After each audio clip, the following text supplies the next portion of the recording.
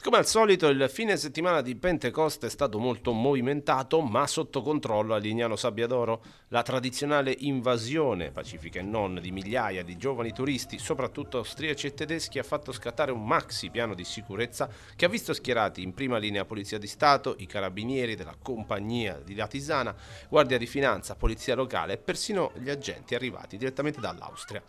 Il bilancio complessivo parla di centinaia di persone e veicoli controllati. Nel complesso non si sono registrati per fortuna gravi episodi di cronaca, se non qualche lite sedata sul nascere, ma il lavoro per le forze dell'ordine non è di certo mancato. Sul fronte della viabilità e della movida molesta, i carabinieri di Latisana hanno pizzicato 5 guidatori ubriachi, tra loro anche un 41enne friulano al volante di una Ferrari con targa austriaca a cui è stata ritirata la patente. Sempre i militari hanno arrestato invece un 40enne locale che doveva scontare 2 mesi di reclusione e denunciato un 19enne austriaco che girava senza un giustificato motivo con in tasca un coltello serramanico di ben 17 centimetri.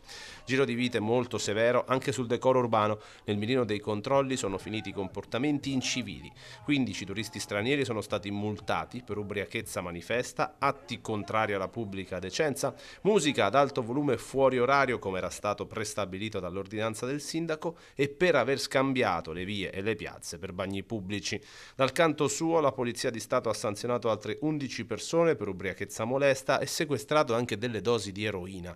Proprio per frenare gli eccessi della movida, il prefetto di Udine, Domenico Lione, ha firmato un'ordinanza che istituisce le zone rosse nei punti più sensibili di Lignano, attiva da subito e per tutta l'estate. Un provvedimento che ha già portato a casa i risultati sperati: 4 le persone che sono state colpite da un immediato ordine di allontanamento dalla località balneare.